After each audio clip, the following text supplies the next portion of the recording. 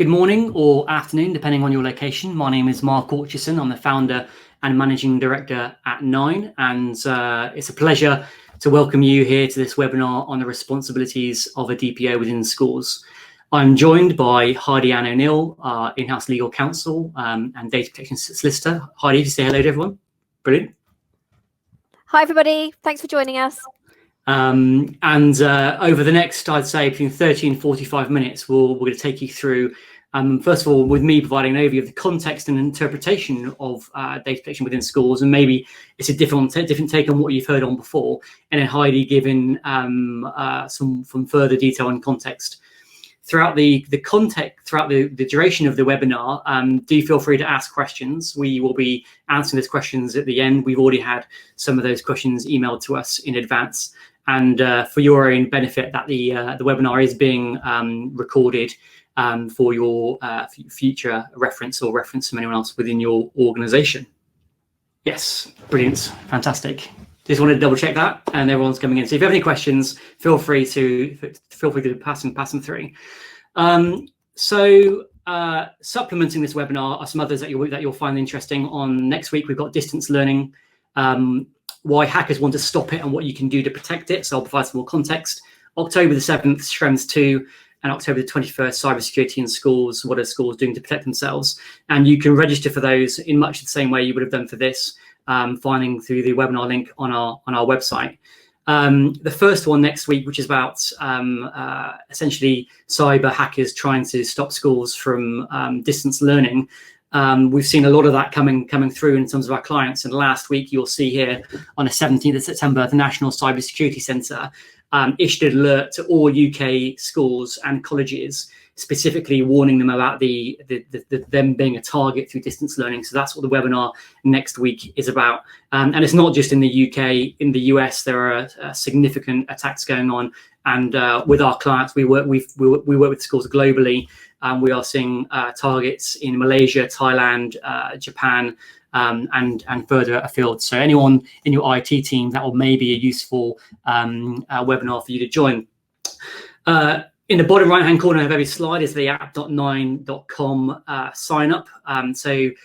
For joining us today, you have access to a limited trial for our data privacy and protection technology. Essentially, what we've done is we've taken our expertise and interpreted that into technology. So by accessing it between now, you have now and Friday to access that trial. And from any time, you can click on that link, fill in your details, and click on sign up. Do not press login, press sign up, and you will sign into the platform. And in the platform, you will find news, events, training. So we have lots of training videos in terms of what is data privacy and protection, what is records processing, what is data controller, what is data processor. And then you will see our tools and resources in terms of how to manage data privacy and protection in terms of records of processing, task management, and incident management.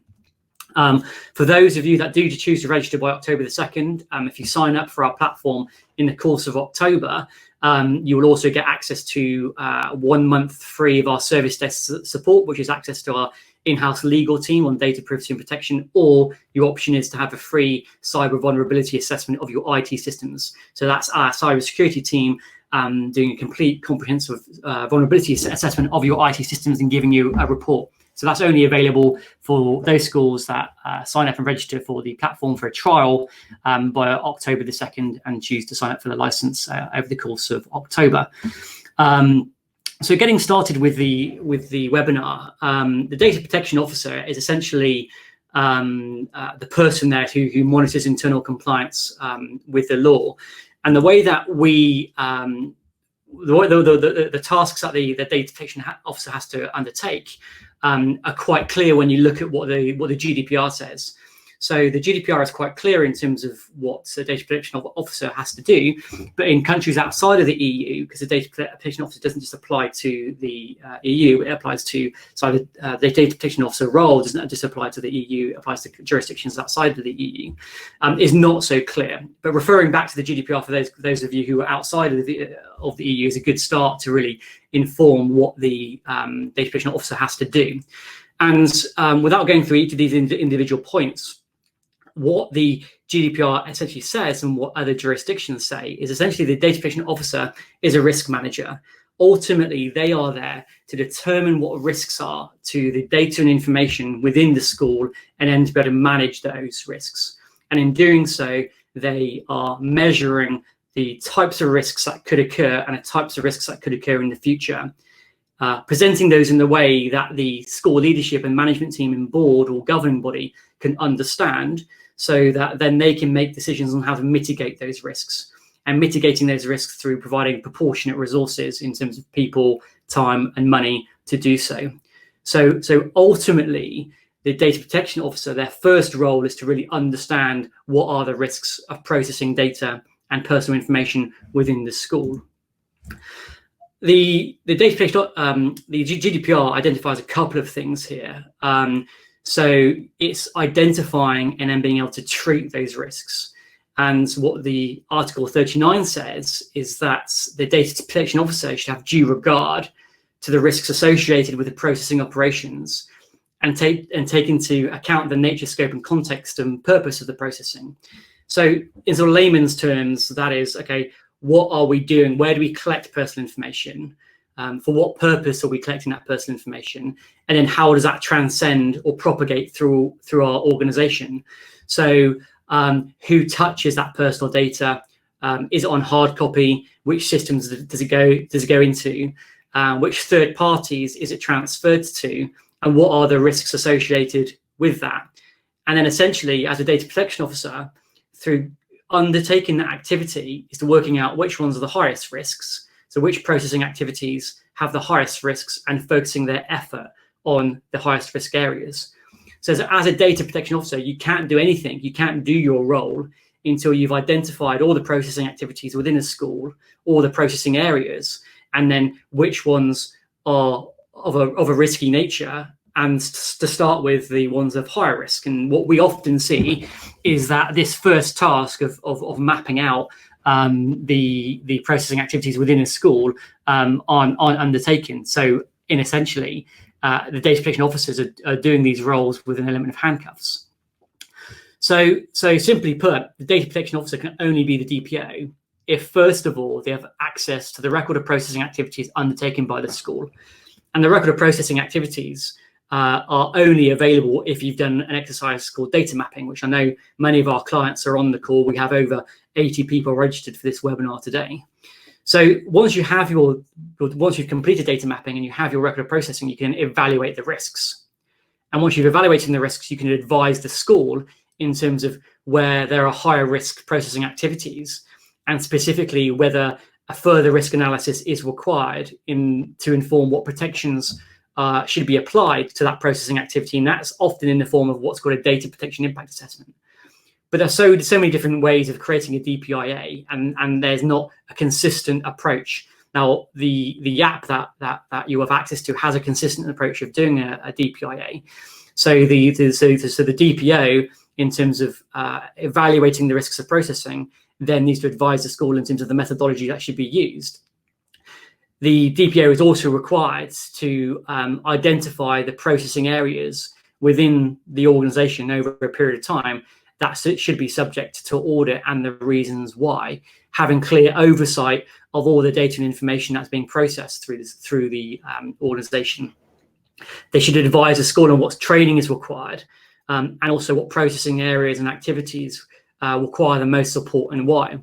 And stripping back everything that's in data protection law around the data protection officer, these fundamentally three things are what the minimum expectations are, and as basic as it is. And in doing that, by the DPO doing those things and evaluating what the risks are and presenting those risks back to the school, then the school has an opportunity to respond. So in many instances, what we hear from our data protection officers is that the school doesn't know what support it should be providing, or I'm not getting the support that I need to do what I need to get done. And some of the reasons why that answer is coming back from the school is that the data protection officer hasn't provided the information in a way that the school leadership can understand. So if I'm a school leader and I'm not seeing things in a measurable way, I cannot evaluate or determine the amount of support that's required for my senior management team, or I can't evaluate the amount of time that is going to require the data protection officer to do those tasks that they're saying they need to get done, or I can't determine the budget or the access to professional services or the level of training because I've not been provided the evidence. So the data protection law clearly says that if you are a DPO in role, then in order for you to get the necessary resources that you need from the data controller, which in this case is the school, you have to provide information to the highest levels of management in a way that they're going to understand. And if you're not providing that information in a way they're going to understand, then the failings on your part because they can't provide you with the necessary resources.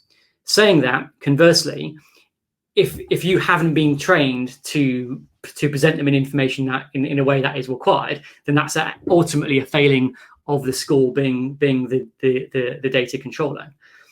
But in you providing that information in the way that it understands, and that then the school providing you the necessary resources, they can also then support you in providing this mechanism to escalate any issues to the highest levels of management without consequence, because they know that the information they're going to get is measurable and it's objective. And there's a standard way in terms of how processing risk is measured, because ultimately data protection law is all about managing the risks to the rights and freedoms of the people whose data you process.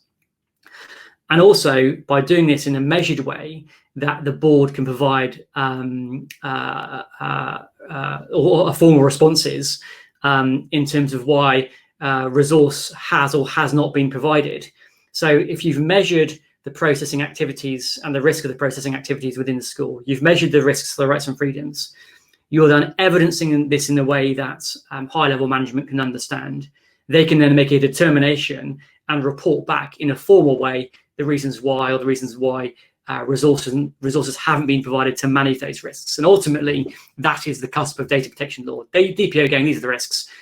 These are the resources we need to measure those risks, to manage those risks. And the school or the controller going, okay, I understand that. Yes, we can provide this, but we can't provide these things for these specific reasons.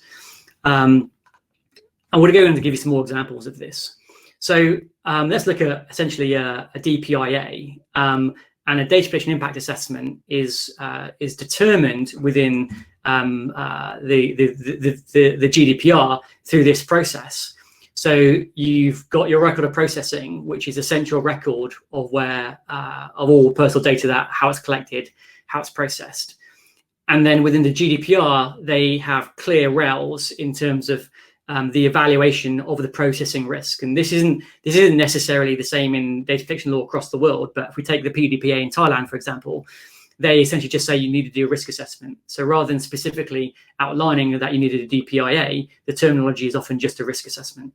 But within the GDPR, they specifically give you 10 example areas of how you need to evaluate what the risk is. And then you need to work out what the controls are in terms of the security for managing the risks that have been identified. And lastly, you as an organization, you are communicating what those risks are and how you're managing them to the people, the staff, students, and families whose data you're processing. So in a snapshot slide, this here is again the role of the data protection officer.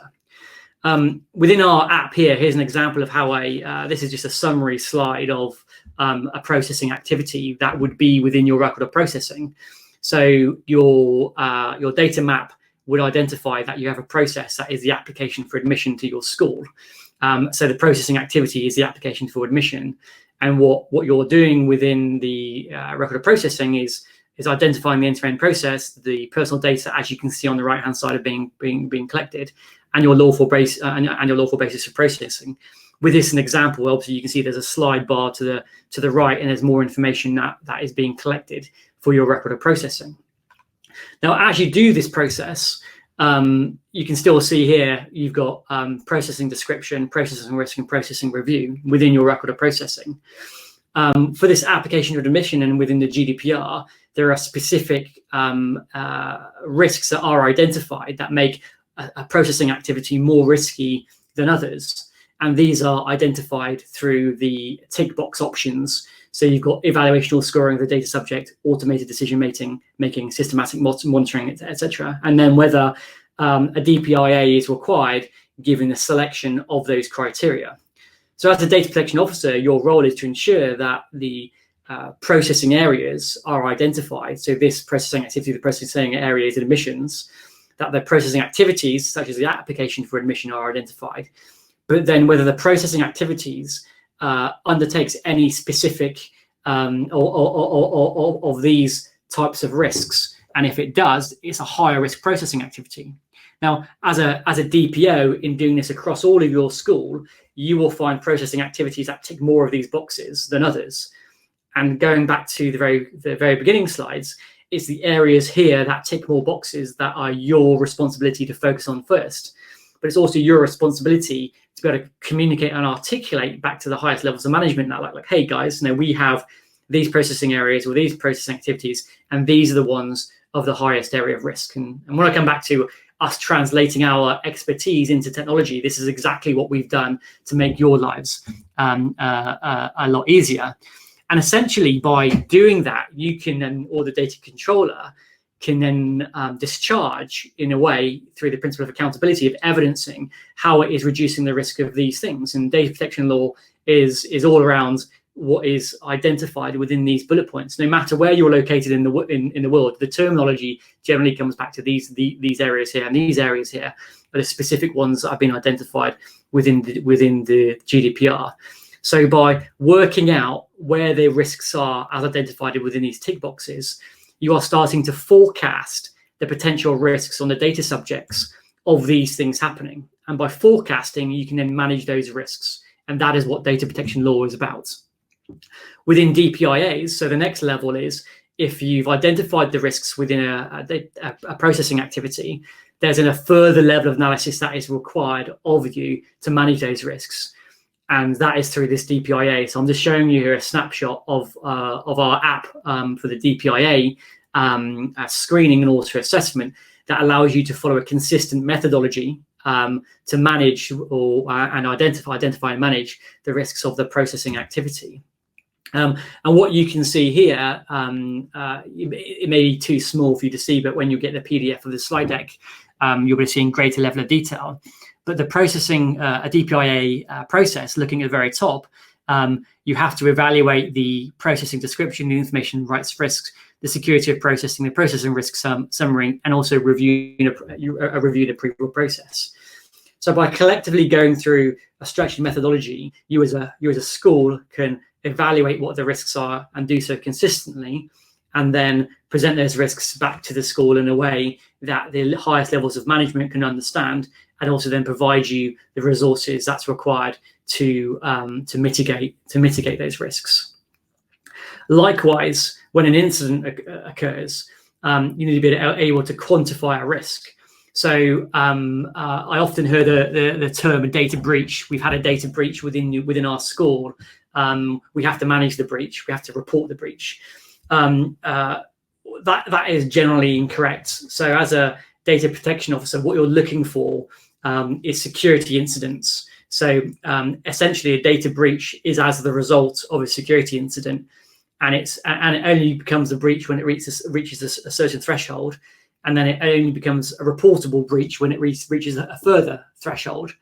And you, as a data protection officer, are there to sort of identify and manage the incident through the process to determine whether it's actually a breach of personal data and whether that's a breach that is reportable. So in the EU, you have to disclose or you have to report a breach within 72 hours of the breach being identified.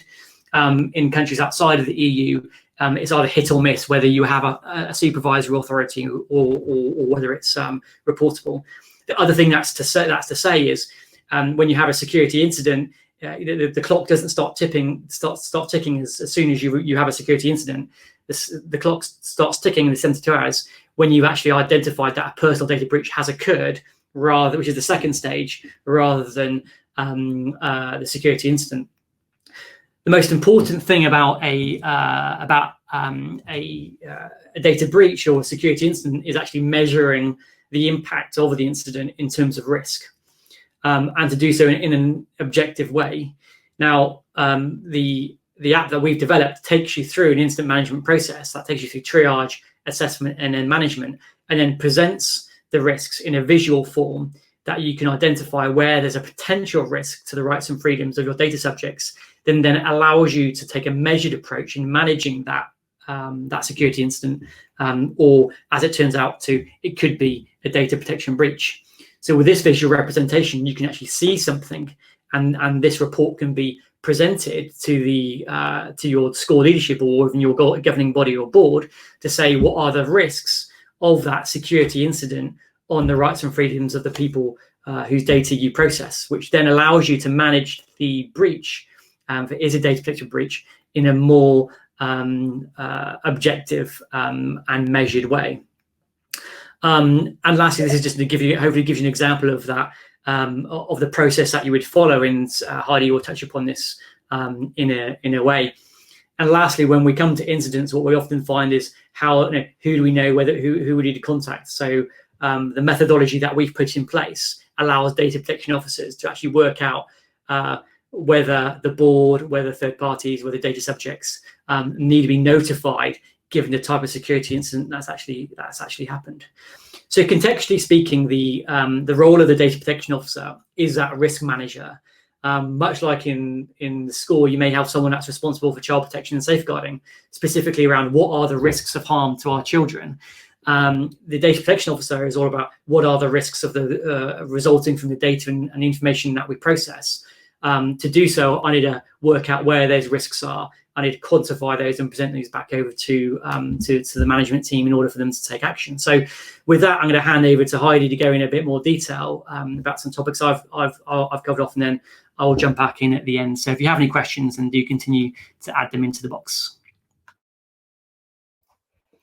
Thank you, Mark. And again, welcome to everybody. I've got a bit of a cough this morning, so please forgive me.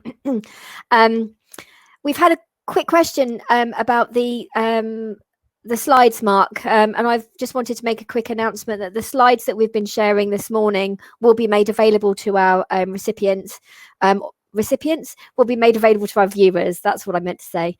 So you don't have to worry about kind of scribbling down everything that Mark is saying or all the contents of the notes, because we will make that available to you.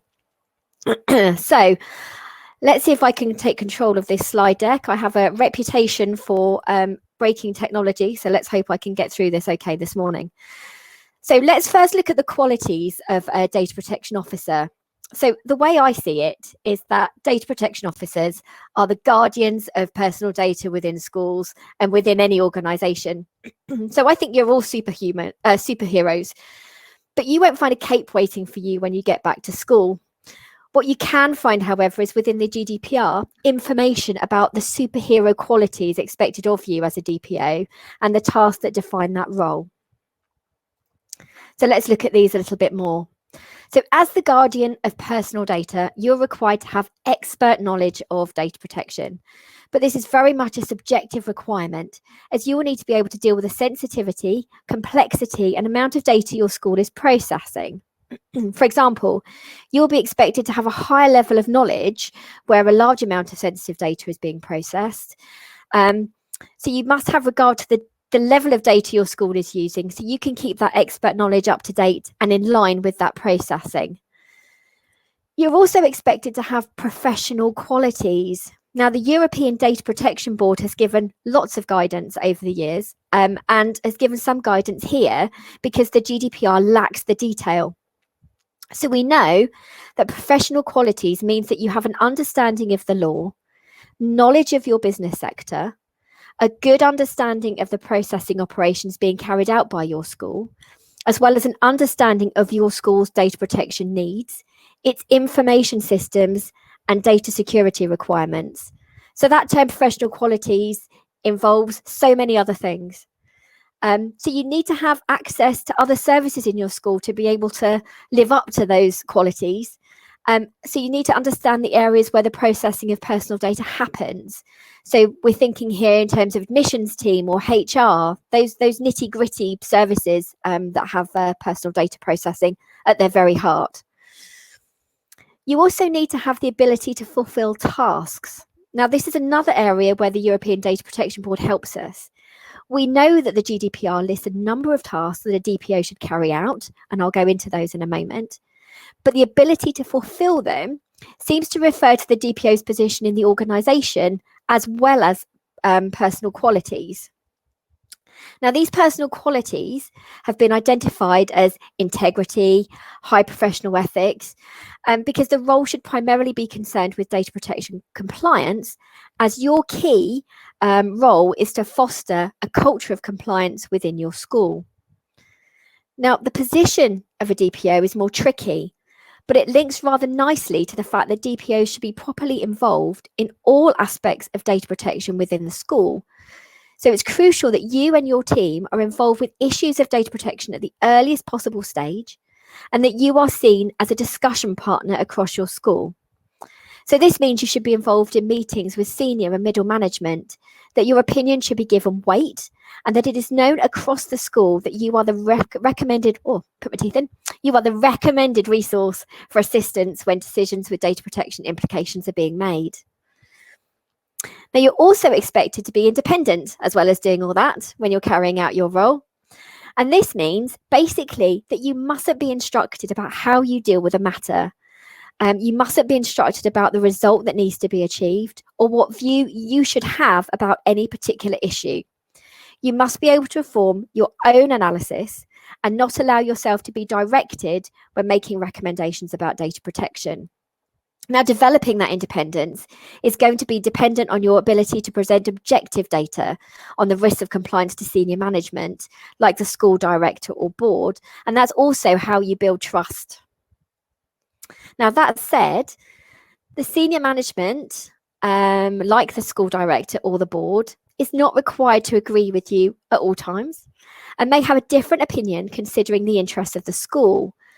So if this happens, and you find that they do not agree with your approach in a particular instance, then you need to ensure there is documentation in place so that there is a clear record of that decision-making process.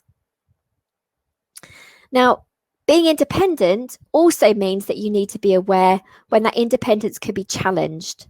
So if you are performing the role of a data protection officer in addition to other functions, which we know many of you are, then you need to ensure that those other functions do not lead to a conflict of interest. Now, some roles are inherently difficult to maintain alongside a data protection role, such as head of school, head of IT, head of human resources, as there are conflicting considerations that can arise, which mean that data protection can't always be the primary consideration. It's not impossible for you to fulfill those tasks, as we know many of you are. But what we would suggest is that, say you're the head of head of IT, for instance, you might be able to remove the conflict of interest by having somebody else audit the processing activities of IT, with this conflict being documented and the risk of conflicts managed in that way. So it's important that you are aware of when conflicts of interest can arise so that you can properly deal with them and document that process. So let's have a quick look at the tasks of the data protection officer. Now, as I said, you're the guardians of data protection within your school. So you are the primary advisor for data protection, and your school will rely on you for guidance in all aspects of data protection, including, as Mark has said, managing its processes for incident management. Now, you'll be expected to also be the contact point for any communication with data protection authorities, which could be the result of a complaint or a breach of data protection, which needs to be investigated. But either way, you will be the lead for the school and will need to keep your senior management team and board informed of any developments. You must also be able to monitor your school's internal compliance in relation to data protection law and your school's own policies. Now, this doesn't mean that you as a data protection officer are responsible for areas of non-compliance, but you must have a process in place that allows you to be able to measure how your school is performing. So you might want to carry out regular checks or mini audits across your school, perhaps by walking the floor. And that involves you literally walking around the school to check how data protection is being interpreted and applied in practice. Gives you a hands-on view of what's going on.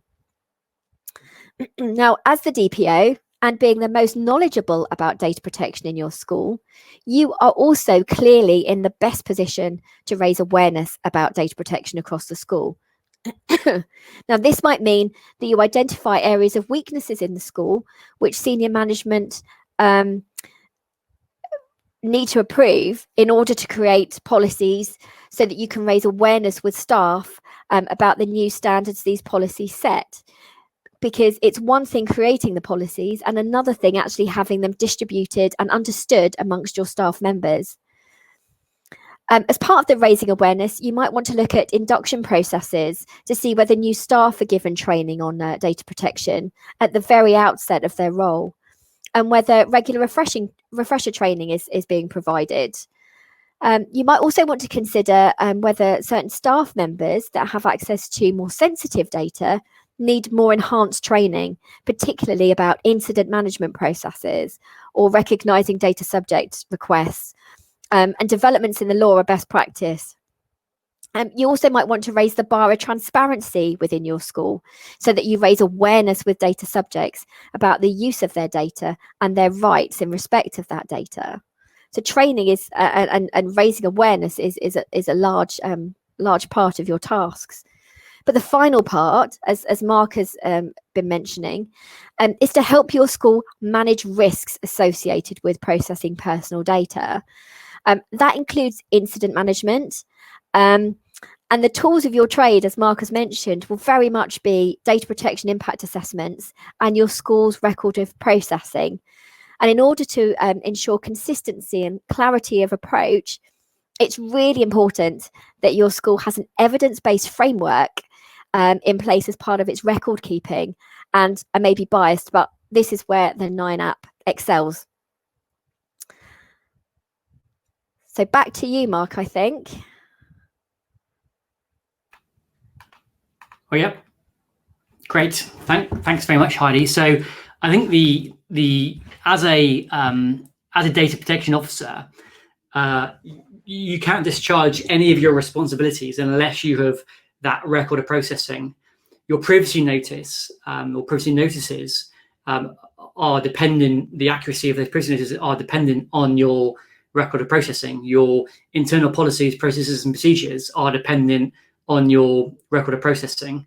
Your overall risk profile is dependent on your risk record of processing.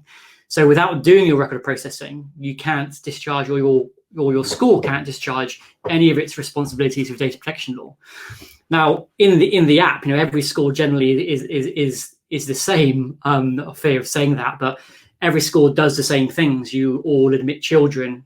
You all teach a curriculum. You all have HR departments. You all have IT. So many of the operating processes and procedures within a school are identical.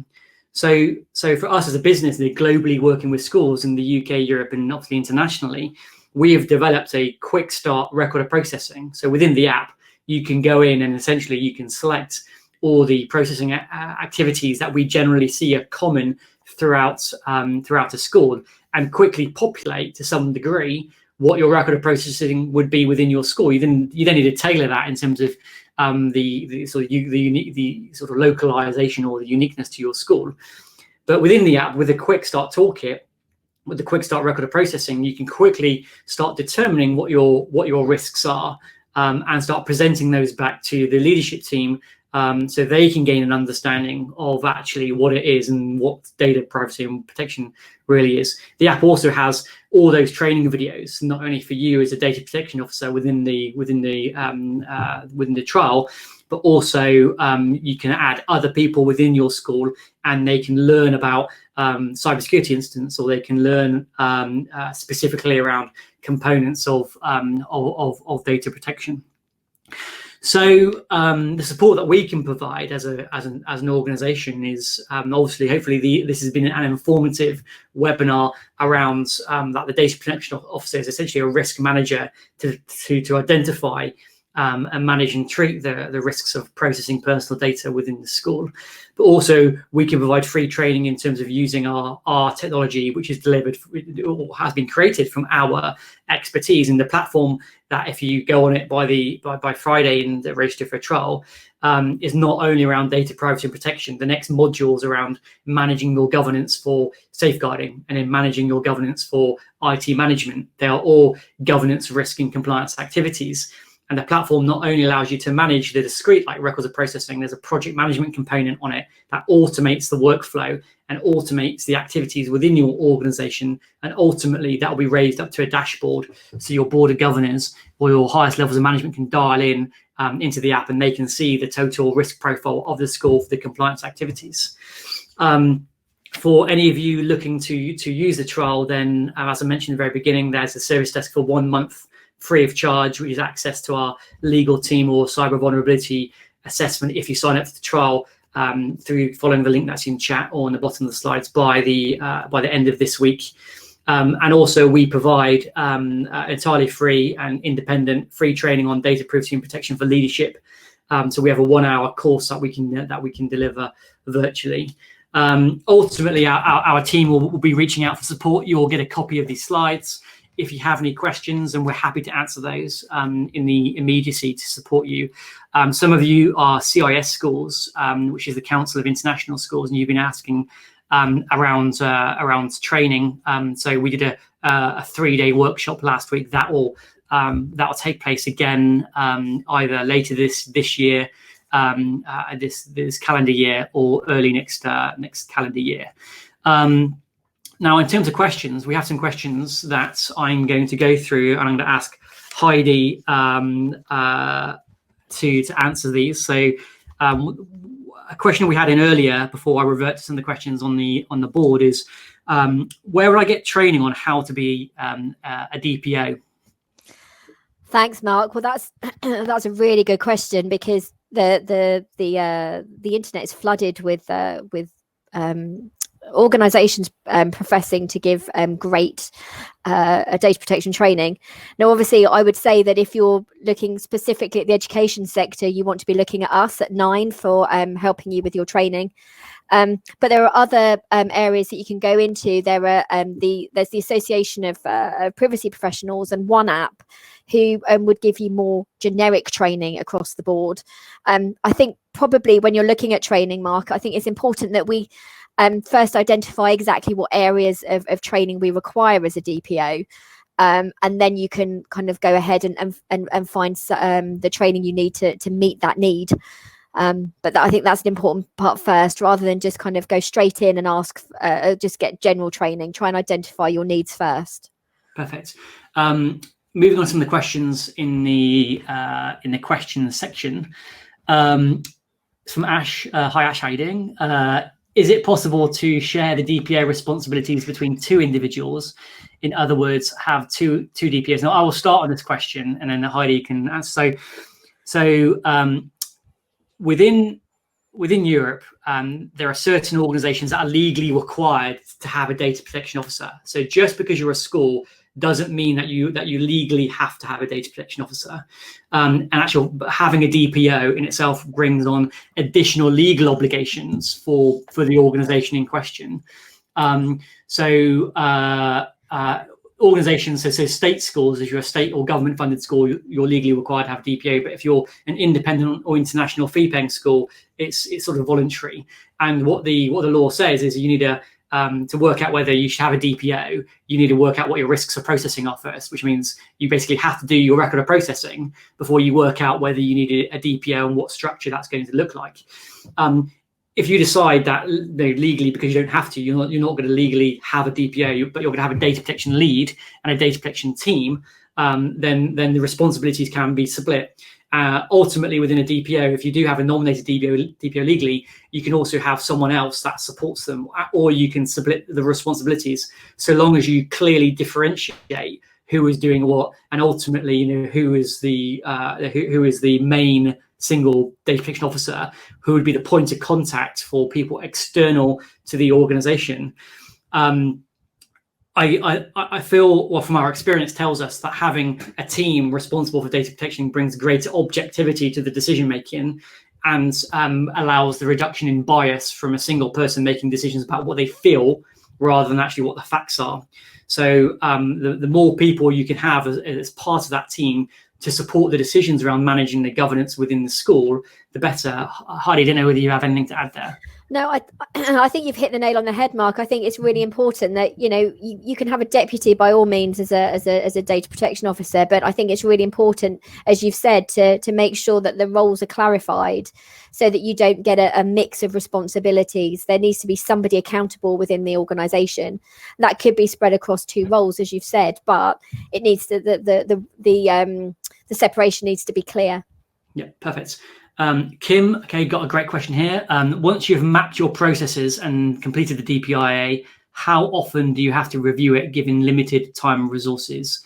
E.g., is there a minimum the record needs to be reviewed? So I think I can probably answer this. So within Europe, if you are under the GDPR, then it's no less than every 3 years. So DPIA has to be reviewed no less than every 3 years as a legal requirement, and that's within the Article 29 Working Party guidance on DPIAs. We typically suggest that as a school, you should be reviewing your DPIA every year. And again, if you have articulated or if you've evaluated the risks of your processing activities, you should be able to work out whether every year or every 3 years is sufficient. Our app automates that, so you can select that you will do it every year or every 3 years. But ultimately, it also gives you a profile of all your risks. And another important note about DPIAs in time is that for every processing activity, you don't need to just have a single DPIA. So you can have a single DPIA that covers off multiple processing activities within a processing area. So the very nature of having to create a DPIA shouldn't necessarily mean that you need to do lots and lots more work, because you can relate a DPIA to multiple processing activities, and our app does that. If you're using the trial at the moment, the DPIA module hasn't been gone live yet. That will be going live in the next month or so. So you won't be able to see that, but essentially that's how it works. But yeah, I would review a DPIA every year, and certainly within international schools where potentially you have staff that move a lot in a lot shorter duration than state schools, and it's probably more relevant. Can I add 2 points to that, Mark? Is that okay? Yeah, just to clarify, for those that may not be aware, when Mark's talking about the working party guidance, it's guidance that's been adopted now by the European Data Protection Board. So those terms that we use are basically interchangeable. But coming back to the question, I think as all things with data protection, the DPIA is also a work in progress document. So you might set your review time for a certain amount of time in the future, but if something changes within the context of that DPIA within that year, then that's a great time and the right time to review it. It's not set in concrete that you have to do it once a year. You have to be very mindful of kind of what's going on with that DPIA too. Great. Another question for you that was sent in before would be, okay, a cybersecurity incident takes place. Heidi, this is one for you. Okay. And should the data protection officer be responsible for managing all data protection incidents like a cybersecurity incident? Okay, well, this is a really good question, because data protection officers, as we've just been discussing with our presentation, need to take responsibility for disseminating policies and making sure in an incident environment that everybody knows what process to follow with if should an incident occur. So a data protection officer needs to manage the process, but actually managing the incident, it might be that the IT team or the IT manager would be in a better position to manage the actual incident of cybersecurity, say, because they're literally hands-on and know what's going on in the IT environment, and it stops any delays kind of occurring with reporting back to the DPO. So I think there's a bit of kind of hand-in-hand help going on there between the DPO and the IT team. And as we always say, communication is key, very important in the role as a DPO. So I'm guessing that sounds to me that first of all, that everyone needs to understand what the incident process is. So when a security incident takes place, that there is a process that's followed. Yeah. You will all be able to follow that within the app, and one of our guys will be touching base to give you an example of how you can record an incident and see whether using the incident that we've given you whether your organisation will be able to manage, and specifically the communication to follow through that process. But I think that's a really important part.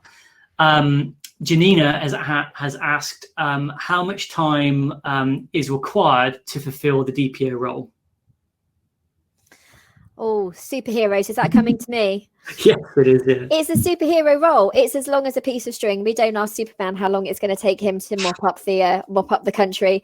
It takes as long as it takes, to be honest. I know that's a typical lawyer answer of, well, it depends, but it really does. You just have to start the journey, and we would suggest that you start it at the data mapping to get your record of processing in place, so that you can start identifying gaps. If you have no gaps, then your role is going to be very quickly completed, and then you'll be looking at the review stage. But if there are gaps identified, then that's going to inform the rest of your work. So your tasks, you might be looking at a year's work, you might be looking at much longer than that, depending on the gaps that you're identifying. Okay, I think when we were measuring like completing a record of processing, so a record of processing could take across a school anywhere up to 700 hours, depending on the size of the school, but most typically between 200 or 300 hours. So, and that's the thing that takes the amount of time. It's like the as is of how data and information flows across the school. So, starting off, that is like the mountain to climb. And within the app, that's why we developed this quick start processing database, so that you can quickly plow through essentially the record of processing to some degree to understand what your processing risks are.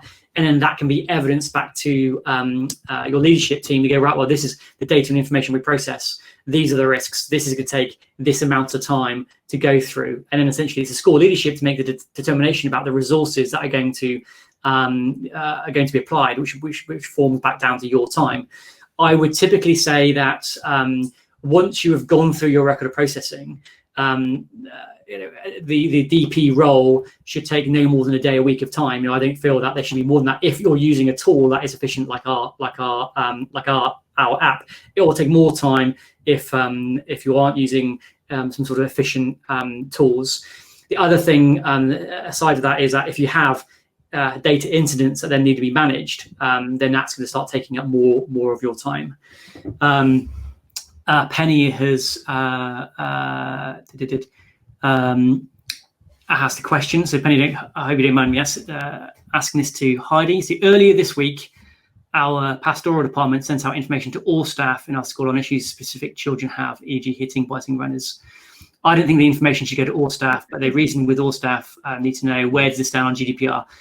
Okay, so I'll start this, and Heidi can jump in where I sort of don't miss the point. So that is a processing activity. So that's a specific communication around specific needs to those children. And by the sounds of it, the data that's being processed in that email could be sensitive and special category data, therefore it needs a level of protection. So in order to make a determination as to whether that email goes out to all staff, you would go through the process of recording as a processing activity. What are the risks in terms of if that information could be basically what are the risks to the data subjects of, and I'm going to go back to the slide in terms of these areas. Okay, so is there, through that email going out, is there a loss of control of personal data for the data subjects? Is there any potential limitation of rights? Could there any discrimination take place? Is there any identity theft or fraud? And on balance, what are the benefits of sending out that email to all staff? Now, I'd imagine the pretense of sending out that email to all staff is to ensure the safety and the welfare of the children within the school. So it could be that, yes, we make a decision that we're going to send out that email to everyone within the school or staff, but the email has some level of protection against it. So it's been set that email will self-delete within 24 hours because that information does not need to be recorded within everyone's mailboxes. Or what the school has done is it's come up with a policy that actually, no, this information is not relevant for, and then all staff need to know this information for the safety and well-being of children. It's only a set number of people that have access to it. I would say on balance that in order for the school to deliver its core activities, which is around the safety and well-being of children, that it would be appropriate to send out that type of email. on the basis that there are a level of protections associated with that email, and that also staff know that when they receive those types of emails, they're only to open it in circumstances where only they can see the screen, etc. Heidi, I don't know whether you have anything else to add to that. I was just going to go back to the principles, Mark, of the GDPR, which sets a really good benchmark for dealing with data protection, which is that all information that's disclosed should be adequate, relevant, and necessary. And I think you've touched on all three of those points. But I think just to add that your risk assessment really needs to look at the whether all staff absolutely need to know the specific information about those particular children, and that it might be that you've got you develop a two-tier approach, so all staff are informed of, say, incidents or areas that they need to know about, but then there's a key area of staff that get to know the more specific details about the particular children. It's just one way of kind of dealing with it, but everything needs to be adequate, relevant, and necessary. Yeah. Bridin has asked, has made a comment in the chat box, and I'll just touch upon this. We often find that schools, not all schools, take data protection seriously, and we often get involved with schools because they've had a security incident, mainly a cybersecurity attack, and something's been compromised, some data's been lost. In the UK, there was, if you look at Schools Week, there was a story over the weekend. If you look in the US, there are cybersecurity attacks happening daily. If you do a vulnerability assessment of your IT systems, and a vulnerability assessment is very, very simple. What we do, we're looking for, if you look on your iPhone, you remember on the iPhone you used to get the red dots of all the apps that need to be updated. So your network is full of those. And on the internet, you can find out how to compromise those red dots. So when an attacker is hacking your systems, they're looking about where your vulnerabilities are, look on the internet, find out that your photocopier hasn't been updated with its security updates, or someone's laptop hasn't, or a teacher has been working remotely for a month and they haven't got security updates on their machine. So if you want to change the tide in terms of the attitude towards data protection, undertake a cybersecurity vulnerability assessment of your school, and you can do that obviously if you're buying the apps on the options. That will then demonstrate all of the issues all the security risks that are facing your school from an IT perspective, and that will then turn some heads in terms of what should be taking place, or the seriousness of it. Lastly, the last question, unless any other questions come up on the board, is Heidi, are Google and Microsoft okay to use as third-party processors, given the reliance on those parties for, we can add Zoom to that as well, given the reliance on those third parties for distance learning? Well, Mark, this is a huge area that has recently come into focus because of something called the Schrems II decision from the Court of Justice of the European Union.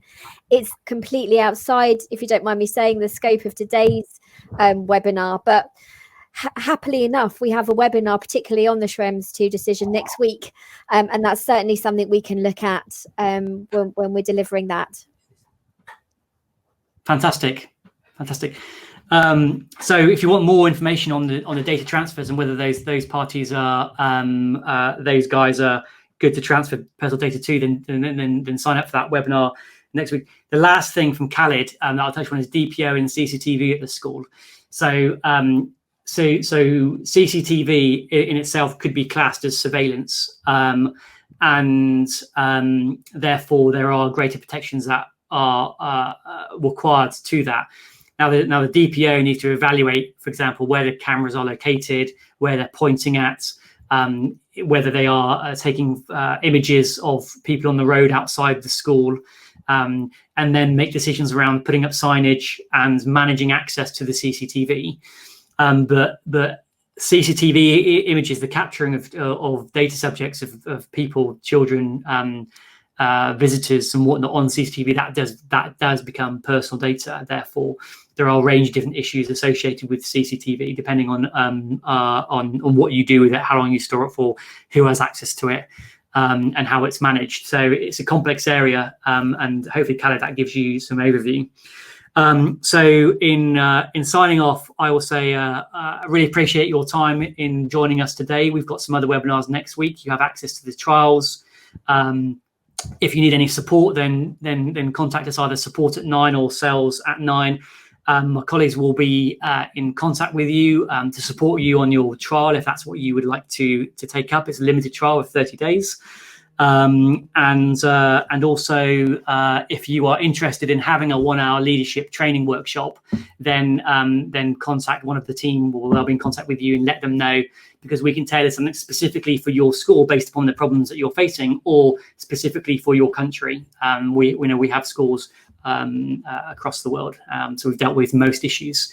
So again, thank you for your time, and hopefully you will join us again soon. Thank you. Goodbye.